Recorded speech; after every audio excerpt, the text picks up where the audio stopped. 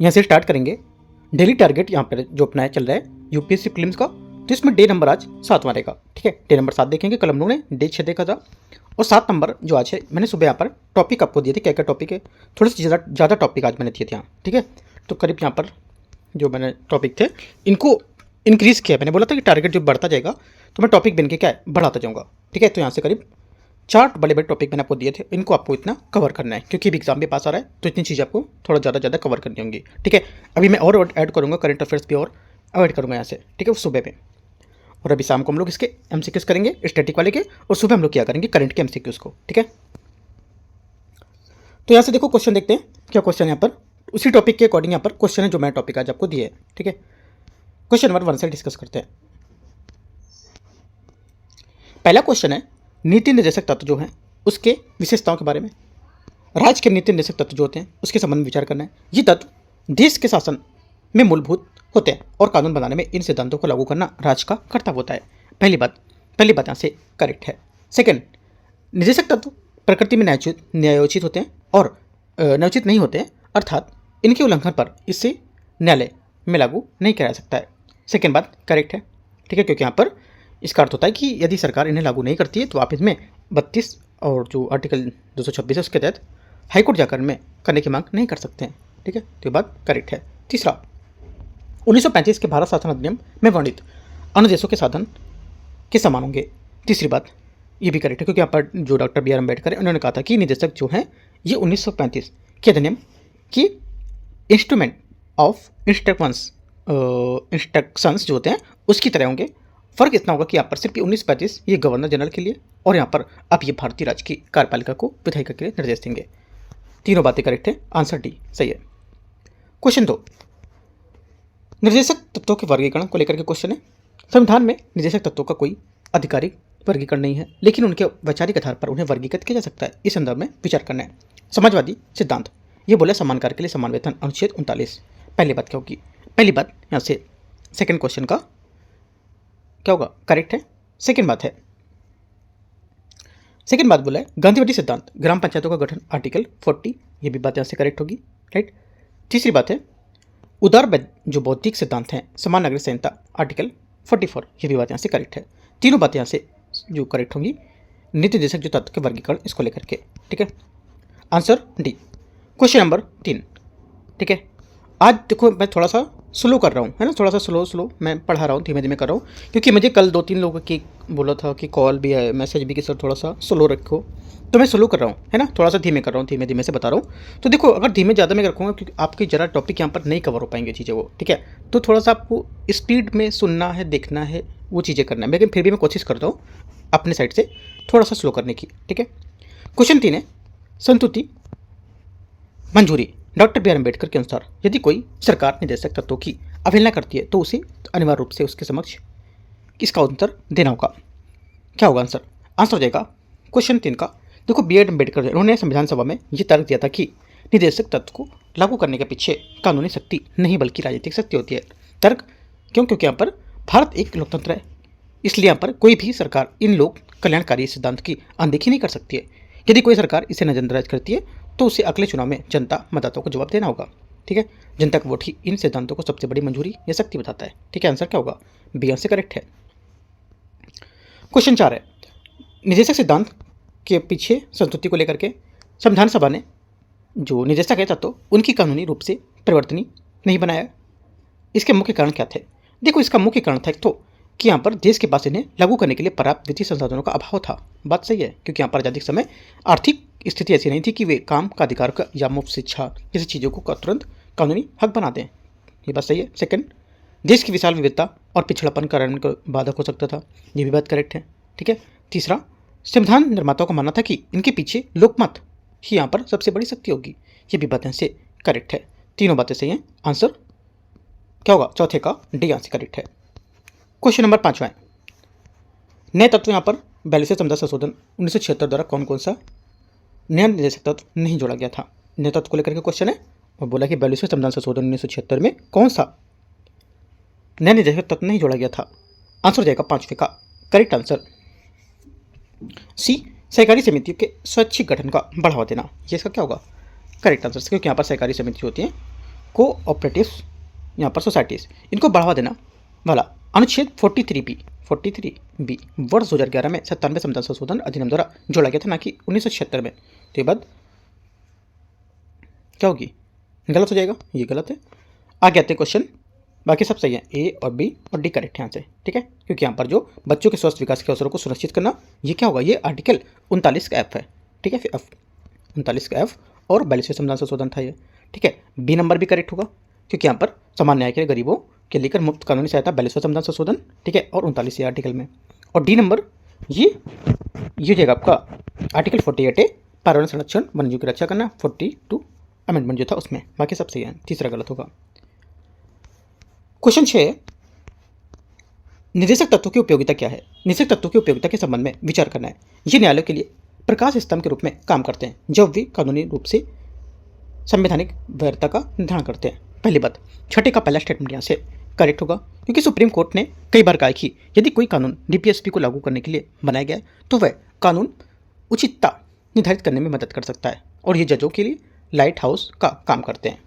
Second बात है, ये सरकार की नीतियों निरंतरता बनाए रखने में मदद करेंगे, चाहे सत्ता कोई भी दल से हो। सेकेंड बात यहाँ से करेक्ट होगी, ठीक है। तीसरा, ये प्रस्तावना में उल्लिखित न्याय, स्वतंत्रता, समता और बंधुत्व के आदर्शों को मूर्त रूप देते हैं। ये भी बात करेक्ट होगी, प्रस्तावना में केवल वादे करती है, लेकिन डीपीएसपी उन वादों को, जैसे कि आर्थिक न्याय, जमीनी स्तर पर उतारने का खाका तैयार करती है, ये खाका प्रदान करती है। तीनों बातें करेक्ट हैं, डी। क्वेश्चन 7, मूल अधिकारों एवं नीति निर्देशक तत्वों में टकराव के लेकर के क्वेश्चन है। टकराव के मामले में बोला, मूल अधिकारों और निर्देशक तत्व होते हैं, उसके बीच टकराव के मामले में न्यायपालिका के निर्णय पर क्रम पर विचार करना। देखते हैं। बोला, चंबकम दुराइजन मामला, सुप्रीम कोर्ट ने कहा कि निर्देशक तत्व मूल अधिकारों के अधीन होंगे। पहली बात क्या होगी, पहली बात यहाँ से करेक्ट है। सेकेंड, 25वां संविधान संशोधन अधिनियम 1971 अनुच्छेद 31 से जोड़ा गया ताकि अनुच्छेद 39B और C को लागू करने वाले कानून को मूल अधिकारों के उल्लंघन पर आधार को चुनौती न दी जा सके। सेकेंड बात क्या होगी, ये भी करेक्ट है। तीसरा है, मिनर्वा मिल्स मामला 1980 में सुप्रीम कोर्ट ने कहा कि भारतीय संविधान मूल अधिकारों और निर्देशक तत्वों के बीच संतुलन की आधारशिला पर टिका है। तीसरी बात भी करेक्ट है, कि मिनर्वा मिल्स मामला 1980 में कोर्ट ने इस संघर्ष को समाप्त करते हुए कहा कि संविधान इन दोनों के बीच संतुलन पर टिका हुआ है, न कि बड़ा और इससे ना कोई छोटा, एक ही रथ के दो पहिए होंगे, ठीक है, इंपॉर्टेंट है। आंसर क्या होगा, आंसर यहाँ सभी करेक्ट है, तो डी करेक्ट हो जाएगा। क्वेश्चन नंबर 8 नीति निर्देशक जो सिद्धांत है उसके क्रियान्वयन को लेकर के क्वेश्चन है। देखते हैं। सरकार द्वारा निर्देशक तत्वों को क्रियान्वयन के लिए उठाए गए कदमों पर विचार करना है। अनुच्छेद 40 के क्रियान्वयन हेतु 73वें संविधान संशोधन द्वारा पंचायतों के संवैधानिक दर्जा दिया गया था। पहली बात, 8वें का पहला करेक्ट है। सेकेंड बात है, अनुच्छेद 47 के तहत स्वास्थ्य सुधार के लिए आयुष्मान भारत और इंद्रधनुष जैसी योजनाएं शुरू की गई थी। सेकेंड बात क्या होगी, सेकेंड बात यहाँ से करेक्ट है, क्योंकि आर्टिकल 47 राज्य को पोषण स्तर और सार्वजनिक स्वास्थ्य सुधारने को लेकर निर्देश देता है, और आयुष्मान भारत जैसी इस योजना का इसी का हिस्सा होंगी। ये भी बात करेक्ट है। तीसरा, अनुच्छेद 48 के तहत पर्यावरण संरक्षण हेतु वन्यजीव संरक्षण अधिनियम 1972 लागू किया गया है। तीसरी बात यहाँ से करेक्ट है। आंसर क्या होगा, सभी बातें सही है। आंसर 8वें का 1 2 3 सभी करेक्ट हो जाएगा, डी। देखो, आपको देखते चलना है कितने क्वेश्चन हम आपके सही हो रहे हैं। जो टारगेट मैंने सुबह दिया था वो आपने वो पढ़ा, जैसे कि, ठीक है, उसके बाद पढ़ने के बाद आप यहाँ पर कितने क्वेश्चन सही कर पा रहे हो। अपने आप से भी क्वेश्चन देखा करो मेरे बताने से पहले कि हाँ यहाँ पर ये मेरा सही होना चाहिए, गलत होना चाहिए, है ना। तो सोचा करो आप 2-3 सेकंड के लिए। आगे देखते क्वेश्चन 9, विशेषताएं बोले जो निर्देशक तत्वों की प्रकृति के संबंध में विचार करना है। बोले ये न्यायालय द्वारा कानून रूप से लागू करने के योग्य नहीं है। पहली बात यहाँ से करेक्ट है, क्योंकि ये गैर न्यायोचित होते हैं, नॉन जस्टिसेबल होते हैं। सेकेंड बात, ये राज्य के लिए केवल नैतिक निर्देश होते हैं और इनका शासन में कोई आधारभूत महत्व नहीं होता है। सेकेंड बात गलत है, क्योंकि यहाँ पर हालांकि ये तत्व क्या होते हैं, नैतिक निर्देश हैं, लेकिन ये कहना गलत होगा कि इनके शासन में कोई आधारभूत महत्व नहीं है, क्योंकि आर्टिकल 37 साफ कहता है कि ये तत्व देश के शासन के मूलभूत होंगे, फंडामेंटल होंगे, जो मूलभूत होंगे ये, ठीक है। ये बात करेक्ट नहीं है, गलत है। तीसरा, इसका उद्देश्य देश में सामाजिक और आर्थिक लोकतंत्र की स्थापना करना होगा। तीसरी बात करेक्ट है, क्योंकि यहाँ पर मूल अधिकार राजनीतिक लोकतंत्र देते हैं, जबकि यहाँ पर डीपीएसपी मुख्य लक्ष्य सामाजिक और आर्थिक लोकतंत्र की स्थापना करना होता है, ताकि एक कल्याणकारी राज्य बन सके या वेलफेयर स्टेट बन सके। 1 और 3 करेक्ट है, तो आंसर हो जाएगा सी। क्वेश्चन नंबर 10 है, वर्गीकरण है, देखते हैं निम्नलिखित में से कौन सा गांधीवादी सिद्धांत के अंतर्गत आता है जो निर्देशक तत्वों में शामिल किया गया है। आंसर हो जाएगा, देखो करेक्ट आंसर 10वीं का होगा आपको यहाँ से क्या, 10वीं का करेक्ट आंसर बी, ग्राम पंचायतों का गठन और उन्हें स्वायत्त इकाइयों के रूप में काम करने हेतु शक्ति प्रदान करना, बी यहाँ से करेक्ट होगा। ठीक है, एक गलत है क्योंकि यहाँ पर ये समाजवादी सिद्धांत आर्टिकल 39 होगा। ठीक है, और उद्योग प्रबंधन श्रमिक भागीदारी सुनिश्चित करना, ये आपका हो जाएगा, ये समाजवादी सिद्धांत है, आर्टिकल 43 है। ठीक है, और समान नागरिक संहिता यूसीसी पूरे देश में लागू करना, ये आर्टिकल 44 उदार बौद्धिक सिद्धांत होगा। और यहाँ पर क्या पूछा था, गांधीवादी सिद्धांत, गांधीवादी सिद्धांत आपका कौन सा होगा, ये बी स्टेटमेंट इसका सही आंसर है। ठीक है, क्वेश्चन नंबर 11, निदेशक तत्वों की निदेशक तत्वों की आलोचना के संबंध में विचार करना है। देखते हैं 11 नंबर, ये बोले कि एटीसा ने इन्हें एक ऐसा चेक बनाया था जिसका भुगतान बैंक की सुविधा पर निर्भर होगा। पहली बात क्या होगी, पहली बात यहाँ से स्टेटमेंट इसका करेक्ट है क्योंकि यहाँ पर केटीसा ने इसकी तुलना एक ऐसे चेक से की जिसका भुगतान बैंक की इच्छा, संसाधनों की उपलब्धता उस पर निर्भर है। उनका मानना था कि बिना कानूनी शक्ति के ये अर्थहीन होगा, पहला करेक्ट है। सेकेंड, आइवर जेनिंग्स ने इन्हें पूर्ण आकांक्षाएं कहा, सेकेंड बात भी करेक्ट है क्योंकि यहाँ पर उन्होंने फेबियन समाजवाद का एक घोषणा पत्र माना इसको, जिसका कोई कानूनी आधार नहीं था, है ना, इसलिए यहाँ पर पूर्ण आकांक्षाएं कहा था इन्होंने, सेकंड से। तीसरा, नसरुद्दीन ने इन्हें नव वर्ष के प्रस्ताव, न्यू ईयर जो रिजोल्यूशन था उसकी तरह बताया जो जनवरी को टूट जाते हैं। ठीक है, जनवरी को टूट जाते हैं, हाँ, तीसरी बात करेक्ट है क्योंकि नसरुद्दीन ने कटाक्ष करते हुए कहा था कि नए साल के संकल्प की तरह ही जो जोश में लिए थे और लिए जाते हैं जोश में, लेकिन यहाँ पर जनवरी के अंत तक टूट जाते हैं, तो ये भी क्या होगा, सही है, तीनों बातें करेक्ट है, आंसर डी।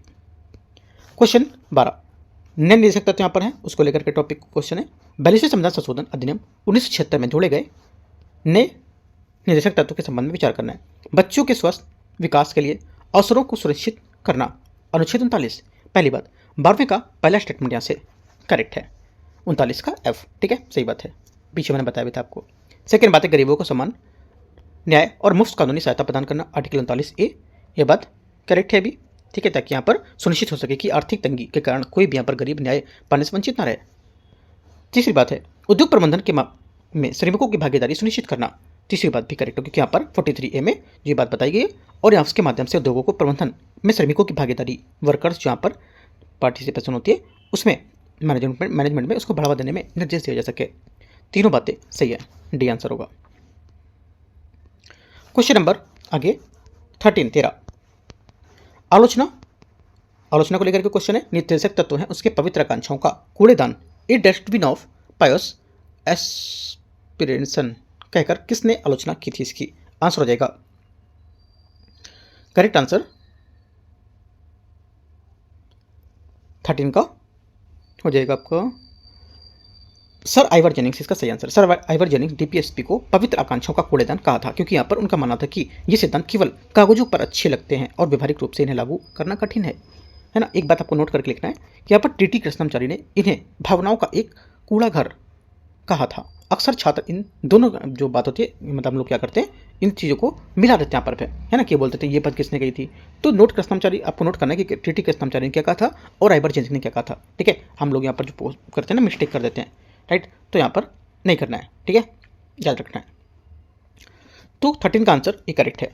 क्वेश्चन 14, उपयोगिता क्या है, उपयोगिता के लेकर क्वेश्चन है, न्यायपालिका के संबंध में निदेशक तत्वों की उपयोगिता के बारे में क्या सही होगा। देखो यहाँ पर जो सही होगा स्टेटमेंट ये हो जाएगा, वे न्यायालयों के किसी कानून की संवैधानिकता वैधता निर्धारित करने में सहायता करते हैं, बी यहाँ से सही आंसर होगा। ठीक है, क्योंकि यहाँ पर यदि कोई कानून आर्टिकल 14 समानता या जो आर्टिकल 19 है स्वतंत्रता का, उसका उल्लंघन करता है या प्रतीत होता है तो क्या होगा, लेकिन वह डीपीएसपी के लागू करने के लिए बनाया गया, तो यहाँ पर न्यायालय में उसे तार्किक मानकर वैध घोषित कर सकता है ना। डीपीएसपी कानून की उचितता जांचने की कसौटी होती है, तो क्या होगा, बी आंसर सही आंसर है। क्वेश्चन नंबर 15 टकराव को लेकर के क्वेश्चन है, मिनर्वा मिल्स मामला 1980 में न्यायालय ने मूल अधिकार और डीपीएसपी के संबंध पर क्या व्यवस्था दी थी, आंसर हो जाएगा 15 का करेक्ट आंसर। ये भारतीय संविधान में मूल अधिकारों और डीपीएसपी के बीच संतुलन की नींव पर टिका हुआ है, ये बात करेक्ट है क्योंकि यहाँ पर 1980 के ऐतिहासिक यहाँ पर मामले में सुप्रीम कोर्ट ने एक बहुत यहाँ पर सुंदर व्याख्या की थी कि उसमें कहा था कि कोर्ट ने कि भाग 3 जो फंडामेंटल राइट है, और भाग 4 जो डीपीएसपी है, उसके बीच कोई ऊंच नीच नहीं होगा। दूसरी बात, संविधान ने इन दोनों के बीच सद्भाव और संतुलन, ठीक है, उसके नाम पर आधारित बताया था। और तीसरी बात पर एक को दूसरे के लिए खत्म करना संविधान की मूल संरचना, बेसिक स्ट्रक्चर को बिगाड़ना होगा, ठीक है।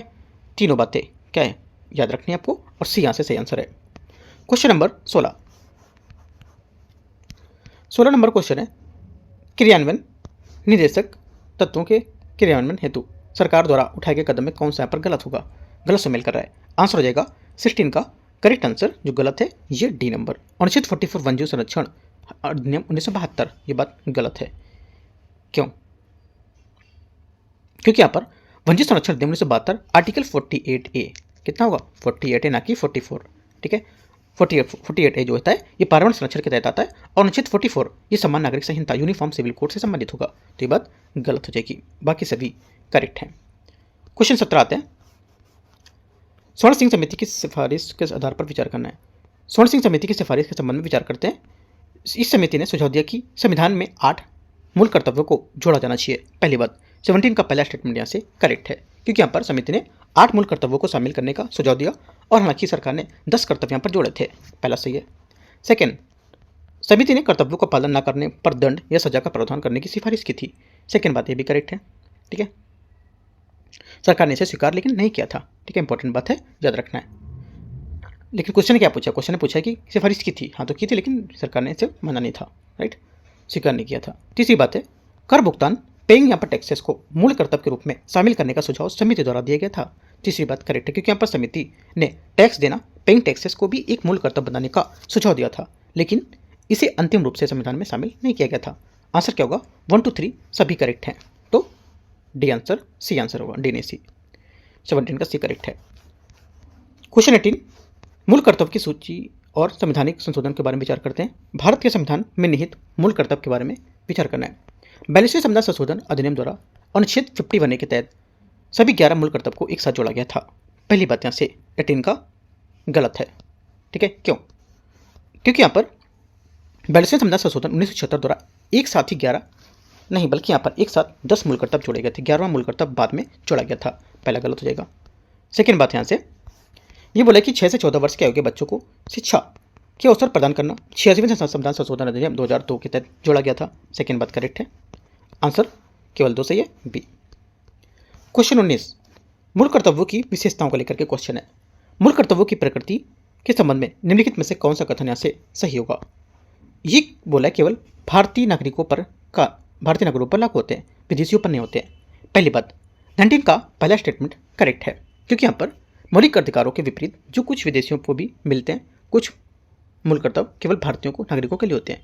किसी विदेशी जो होते हैं उससे भारतीय ध्वज का सम्मान करने को कानूनी अपेक्षा जो होती है वो संविधान के इस भाग के तहत नहीं की गई है। दूसरी बात है, मूल कर्तव्य गैर न्यायोचित है, अर्थात इनके उल्लंघन पर सीधे अदालत द्वारा लागू नहीं कराया जा सकता है। सेकंड करेक्ट है। तीसरी बात है, कुछ मूल कर्तव्य नैतिक हैं जबकि यहाँ पर अन्य नागरिक कर्तव्य होते हैं। तीसरी बात करेक्ट है, क्योंकि यहाँ पर नैतिक कर्तव्य जैसे स्वतंत्रता संग्राम और उनके उच्च आदर्शों को संजोना, यह मन की भावना है, ठीक है। नागरिक कर्तव्य जैसे कि संविधान की राष्ट्रध्वज का सम्मान करना, ये एक नागरिक के रूप में आपका अनिवार्य व्यवहार माना जाता है। तीनों बातें करेक्ट हैं, डी आंसर होगा। क्वेश्चन 20 है, मूल कर्तव्यों की आलोचना को लेकर के।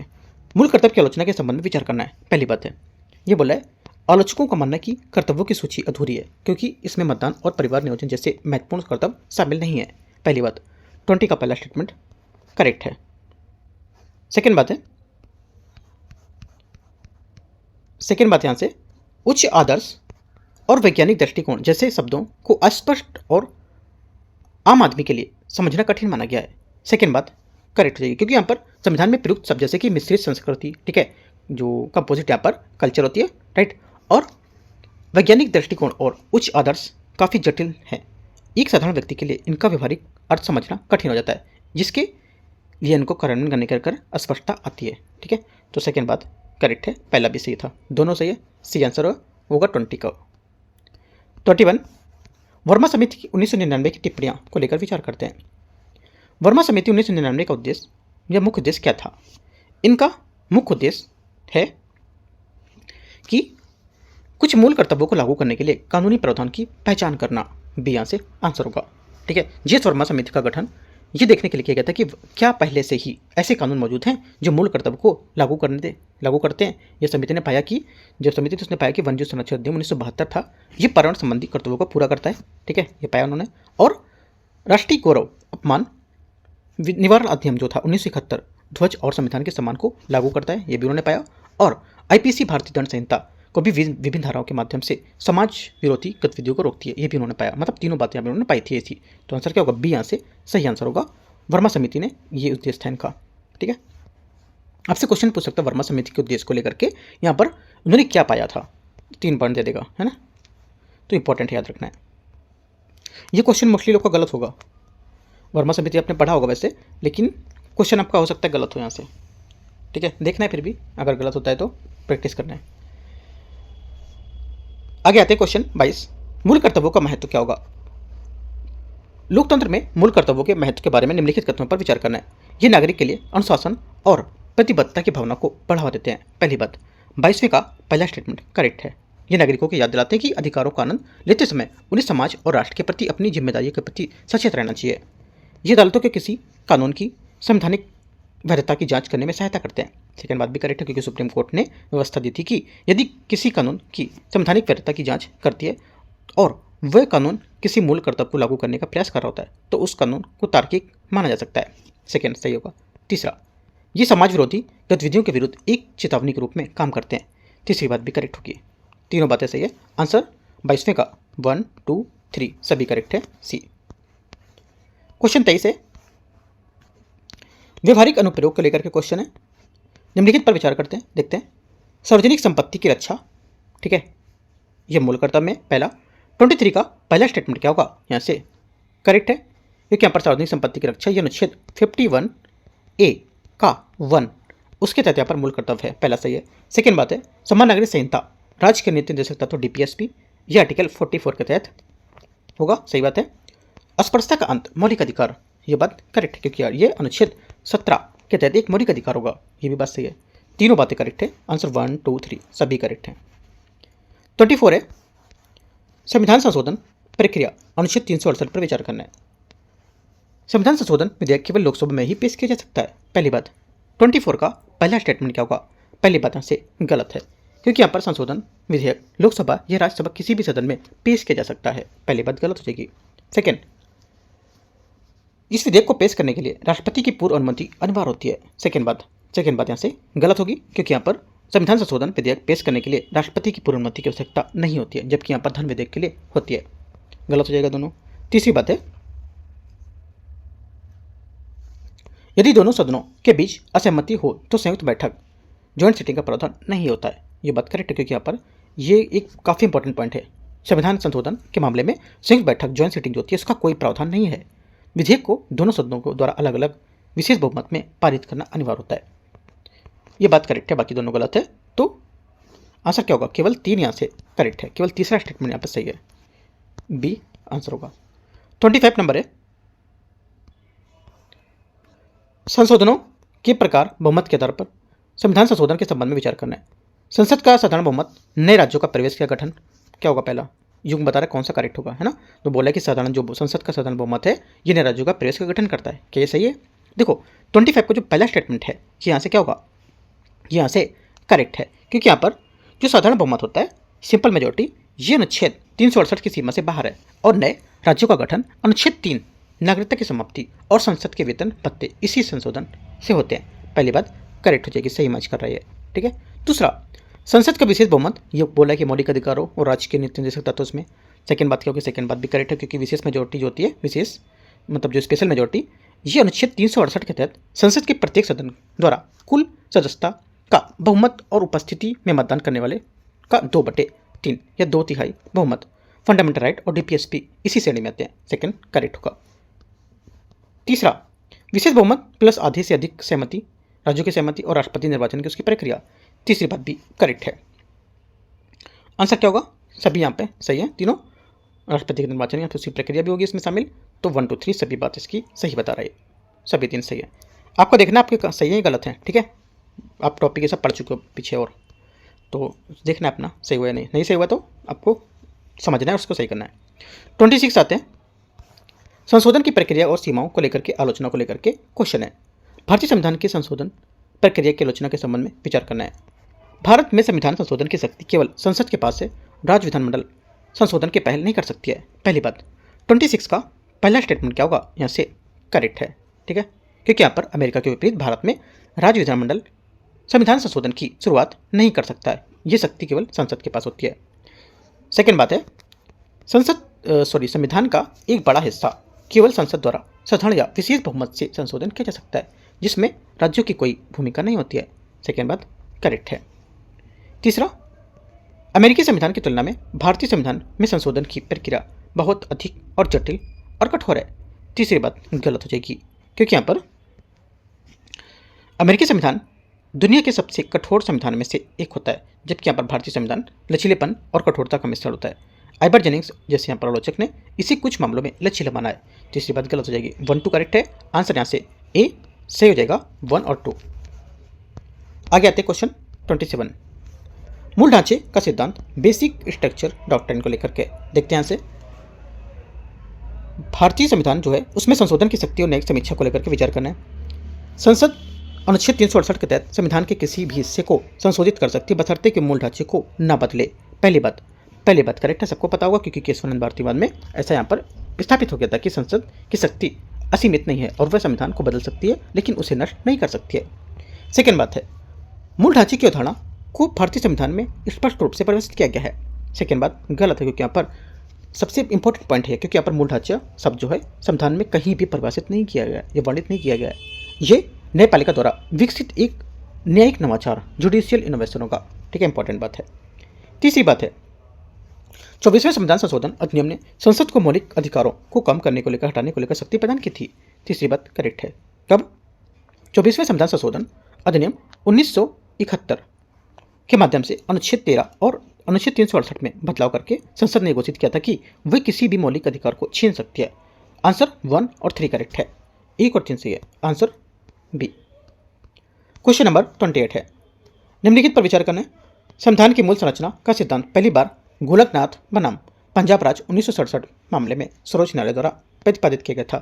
पहली बात, 28 का पहला स्टेटमेंट यहाँ से गलत है, क्योंकि यहाँ पर मूल संरचना का सिद्धांत पहली बार केशवानंद भारती बनाम केरल राज्य 1973 में दिया गया था, ना कि गोलकनाथ मामला में। गलत हो जाएगा। सेकेंड बात है, केशवानंद भारती मामला 1973 में न्यायालय ने व्यवस्था दी थी कि संसद अनुच्छेद 368 के तहत संविधान के किसी भी हिस्से में संशोधन कर सकता है, बशर्ते मूल ढांचे में न बदले, है ना। सेकेंड बात सही बात है। तीसरा यहाँ से ऊपर है, ये बोला कि मिनर्वा मिल्स मामला जो है 1980, उसमें न्यायालय ने न्यायिक समीक्षा जुडिशियल रिव्यू को मूल संरचना का हिस्सा माना है। तीसरी बात क्या होगी? तीसरी बात यहाँ से क्या होगा? करेक्ट है, सही है, ठीक है। आंसर क्या होगा? 2 और 3 करेक्ट है। पहला तो गलत हो गया था। पहला क्यों गलत था? क्योंकि यहाँ पर केशवानंद भारती बात बता था ना कि यहाँ पर गोलकनाथ, है ना। तो आंसर 2 और 3 दो बातें सही है, बी। क्वेश्चन नंबर 29, निम्नलिखित में से कौन से तत्व भारतीय संविधान के मूल संरचना का हिस्सा माने जाते हैं? आंसर हो जाएगा 29 का, एक तो भारत का संप्रभु, लोकतांत्रिक और गणतांत्रिक स्वरूप, ठीक है, सही बात है।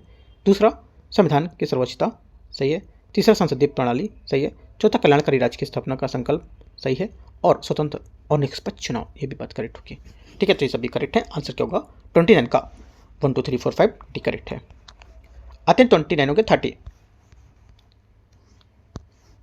मूल संरचना के सिद्धांत के महत्व को लेकर विचार करना है। ये सिद्धांत संसद की संविधान संशोधन की असीमित शक्ति पर अंकुश लगाता है। पहली बात, 30 का पहला स्टेटमेंट यहाँ से करेक्ट है, ठीक है, क्योंकि यहाँ पर यह सिद्धांत संसद को निरंकुश होने से रोकता है और उससे संविधान का स्वामी बनने से बजाय सेवक बनाए रखता है। सेकेंड बात है, मूल संरचना शब्द को भारतीय संविधान के अनुच्छेद 368 में स्पष्ट रूप से परिभाषित किया गया है। सेकेंड बात क्या होगी? सेकेंड बात गलत है, क्योंकि यहाँ पर जैसा कि बताया गया कि अनुच्छेद 368 में मूल संरचना जैसा कोई शब्द यहाँ पर नहीं है, गलत हो जाएगा। तीसरी बात है, यह सिद्धांत न्यायपालिका के संविधान संरक्षक के रूप में अपनी भूमिका निभाने में मदद करता है। तीसरी बात यहाँ से क्या होगी? ये करेक्ट है, राइट, क्योंकि यहाँ पर यह सिद्धांत न्यायपालिका को यह हथियार देता है कि जिसमें वह संविधान की आत्मा की रक्षा कर सके और उसकी सरकार की शक्तियों को संवैधानिक अंकुश लगा सके। आंसर क्या होगा? पहला सही था, तीसरा सही था, दूसरा गलत था। तो 1 और 3 सी यहाँ से सही आंसर है। दूसरा गलत था ना, क्योंकि दूसरा बोला था कि जो बताया था कि 1967 में मूल संरचना बताना, जो कि मूल संरचना का कोई यहाँ पर शब्द नहीं था। ठीक है, तो एक और 3 बात इसकी करेक्ट हो जाएगी। राइट, तो इस टाइप से यहाँ पर हम लोग ने 30 क्वेश्चन को अच्छे से क्वेश्चन कवर किए। ठीक है, काफ़ी इंपॉर्टेंट क्वेश्चन है 30 क्वेश्चन।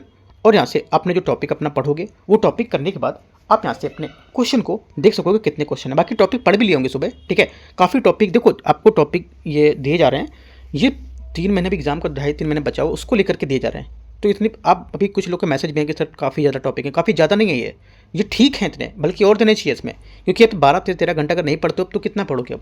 ठीक है, तो ज़्यादा टाइम आपका एग्जाम पास आ रहा है, तो ज़्यादा टाइम आपको चीज़ें देनी कवर करनी है। राइट, अभी कुछ टाइम में हम लोग पॉलिटी को कवर करेंगे, फिर हम लोग स्टार्ट करेंगे इकोनॉमिक को। अभी मैं पूरा शेड्यूल भी दे दूंगा आपको, पॉलिटी कब है, इकोनॉमिक कब है, और कब यहाँ पे आपका ऑफ रहेगा। जैसे भी होली आने वाली है ना, तो होली का एक दिन मैं ऑफ दूंगा। ठीक है, एक दिन का, और 1 से 1.5 दिन का दे दूंगा। एक दिन नहीं दूंगा, आधा दे दूंगा और दे दूंगा मैं उसको। तो इतना आपको 1.5 दिन ऑफ रहेगा, बाकी आप अपना प्रैक्टिस कर सकते हो। ठीक है, और याद रखना है कि सुबह मैं करा चुका हूँ, आपको सुबह वाला भी देखना है वीडियो, क्योंकि सुबह मैंने एमसीक्यूज करंट अफेयर से कराना, बहुत इंपॉर्टेंट है वो, बहुत इंपॉर्टेंट टॉपिक भी मैंने दिए। ठीक है, क्योंकि वो टॉपिक आपको PT 65 या मैगजीन कहीं देखने को नहीं मिलेंगे, मैंने PIB से निकाल के एक पॉइंट को वहाँ से निकाल के क्वेश्चन बनाया हो। ठीक है, बहुत इंपॉर्टेंट है वो भी। तो एंड करते हैं इसको, कुछ डाउट रहेगा नीचे कमेंट में पूछ सकते हो। एक बात और, PT 365 की जो है मैगजीन, उसका मैंने करंट अफेयर्स के MCQs हैं वो भी मैं लेके आया हूँ, पार्ट 3। ठीक है, पॉलिटी का, तो देख सकते हो टॉपिक वहाँ पर 4-5-6 मैंने कवर कराए। राइट, एंड करते हैं इसको। All the best, thank you. मिलते हैं सुबह कल 9 बजे फिर से। ठीक है, अपने टारगेट के साथ। अगर टारगेट नहीं पूरा किया इसको आज भी रात तक पूरा करो। राइट।